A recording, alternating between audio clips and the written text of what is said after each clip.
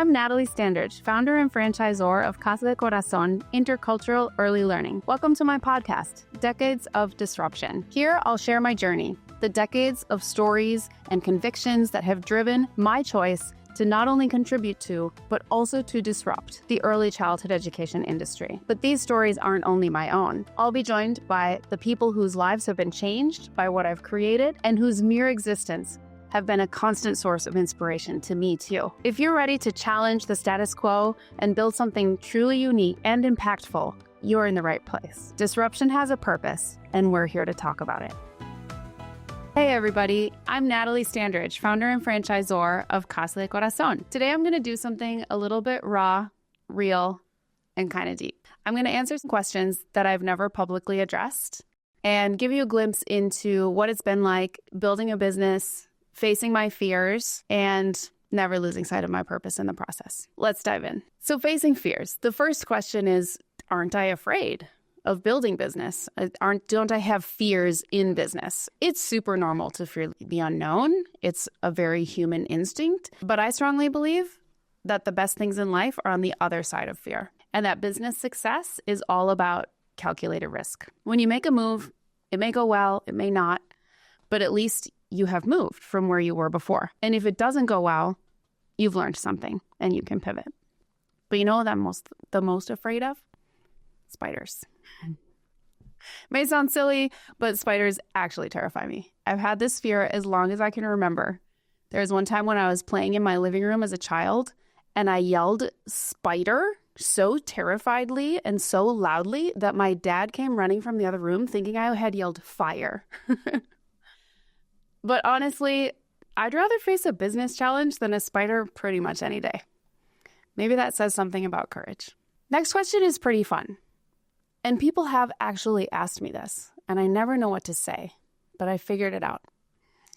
What would I do if I won the lottery? I'd do exactly what I'm doing.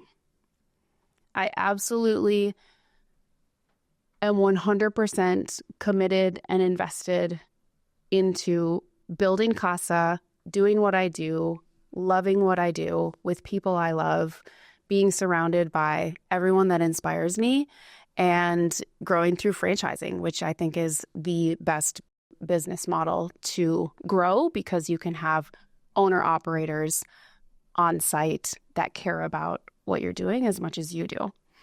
Serial entrepreneurship, it's not for me.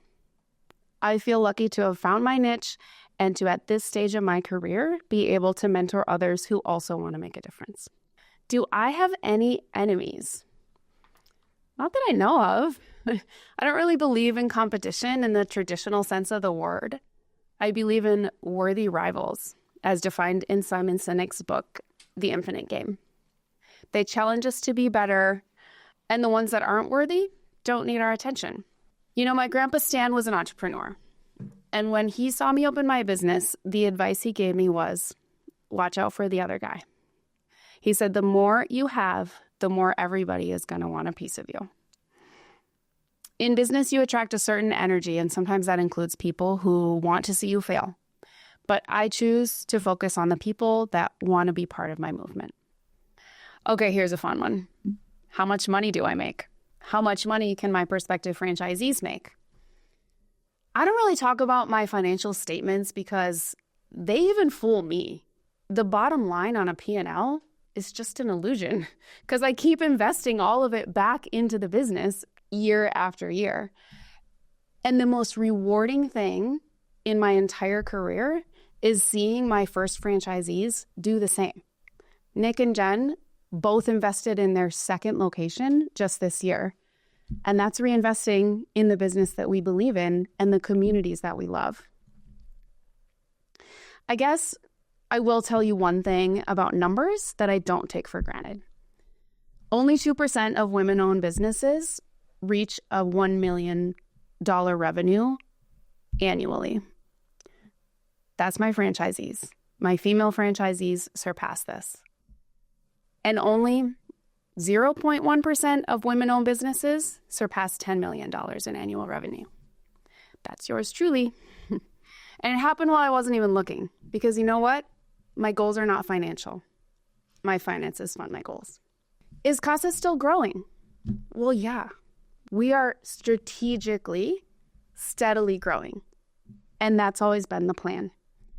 In the franchise business model, I think it's really easy and common to chase unit numbers and forget to support those very units. I think while some competitors focus on signing franchise agreements, we at Casa have remained steadily focused on healthy, mindful, bilingual children, our core purpose. On successful franchise owners, supporting them fully in an unparalleled way. And on our extended family of teachers and the early childhood education professionals that we work with. And what's my favorite part of business? This might be a surprise. This is something I never would have known about myself before I got into the business world, but my favorite thing is negotiations. I love negotiating deals, big and small. I'm okay with and kind of used to being the only woman in some boardrooms, being the only woman on a lot of job sites, being one of very few women in entrepreneurial circles. I'm an introvert by nature, but I have no problem telling a whole room full of professionals about my recession-proof, pandemic-proof business model. I'm my landlord's best tenant ever. I'm my tenant's most amazing landlord.